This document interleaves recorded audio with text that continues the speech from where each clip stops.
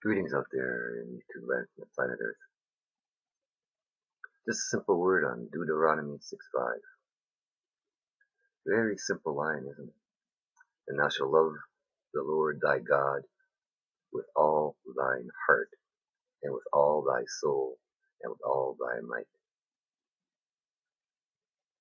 Very simple sounding. But how many of you out there are actually doing it, or even trying, or have even thought about it? I forgot for a while, I admit it, right? God reminded me, okay? And then later on down the road, he forgave me for the things I'd done wrong. And here I sit now. I never claim to be perfect. I don't go to buildings. I don't follow the doctrines of men. I was so sick I was lucky to get out 2 times a month just to go grocery shopping. I was that ill. Yeah. And I was doing my little thing that Jesus wanted me to do. I didn't understand. But he did. He was preparing a way for me. He knew that eventually I'd come to the realizations I did. And like John in his cave, I learned a little bit. And yes, God still does talk to people. And I'm not the only one. I wish he talked to me some more. It's been a while. But I love to hear it when he does. He's busy, I understand. We've got a lot of other people who talk with way more than me. No problem. I'm richly blessed to be here. Because I was over 12 years for the grave.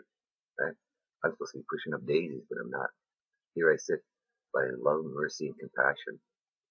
Jesus told me in the conversation we were having, at a time where I was getting grief just as my wife died, and I was getting some real hard grief, right? And he said, those without mercy and compassion will get none from him. Most people have no idea about who God is, right? He is so nice and so loving, right?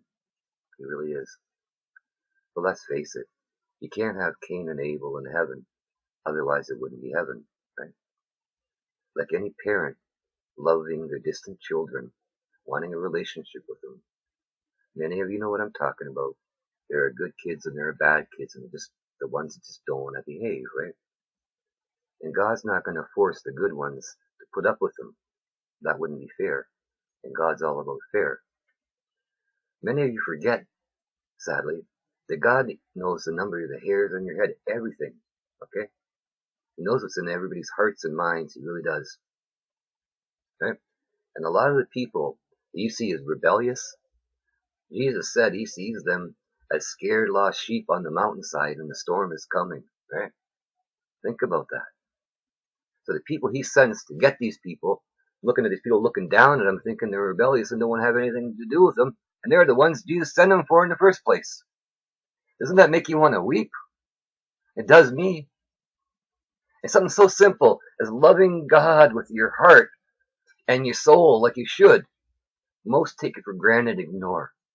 What do we see every day?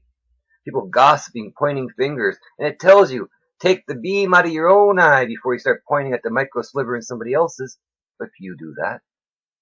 They raise themselves up on pedestals and think tearing each other down is a good thing, when God tells us in his living word to uplift each other, to encourage each other. People that are healed were running around back then saying, hey, look what Jesus did. Look at me. I'm fixed. I'm doing the same. Why? Because that's the way he wanted it. If they didn't do that back then, would you even know who he was right now? Would you even have heard of him? And he's still doing it every day. There are brothers and sisters standing in faith, standing tall in faith. Jesus says you can do as I do. And they're out there right now, every day, different parts of the world. Some of them traveling around like I will be shortly, laying hands for Jesus, and people are being healed. Why? Because Jesus is doing all the hard work. Right? They're just standing there in faith and praying, knowing and expecting a miracle, and it will happen, and it does every day. There's a group an hour south of me. They do it all the time, down by the river in the summers, and in the winters in the Walmart or at the mall down there. And people are getting healed because Jesus is doing all the work. Right? They're way different than me.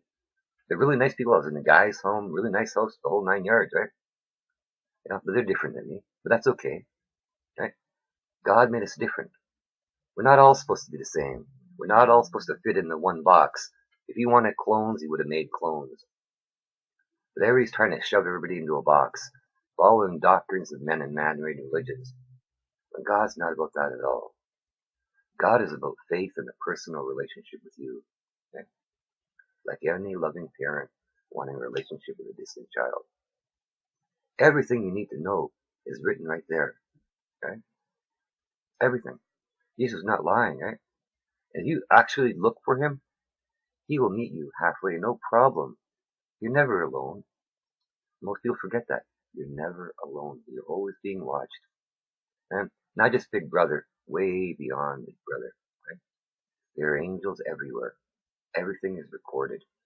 Think of your eyes as the video cameras to your world. Everything is recorded. Did you know, and this has been recently proven of all things that scientists do, they were doing some tests on female brains that had passed, right? And they're noticing male DNA, and they're trying to figure this out. So I mean, they went from nuns then to little girls, and they just thought it was like a woman that had birth, right? But they wanted to go, so they checked these young girls that had passed, and some of these nuns, and then now clearly these young girls had never had a sexual relationship, but they had none, and the ones that actually hadn't been with a male, and then they came to the realization that every time a female has intercourse, whether it's oral or vaginal, that some of the DNA ends up deposited around the brain. So that's why some women that had several different male DNA hits, where the young girl and the nun had none, and so they're learning more and more. But your body is a glorified recorder. Your memories, your brain, they don't understand it, but God does. He's the one that made it, and that's you. Every word you say is recorded. Every word is written down. They're watching everything. Yeah. It's not too late to say you're sorry, because that's what repenting is. Truly saying you're sorry from the heart and meaning it. Yeah. Pay attention just to the little simple things.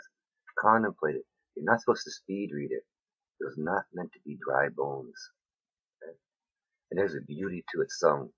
I have some Hebrew and Aramaic Bible verses.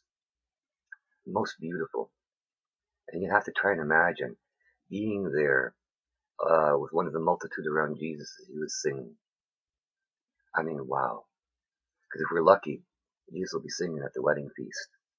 Because we know the music's going to rock, because the angels have been practicing for this one for quite a while. I hope to see you there, because I know I will be.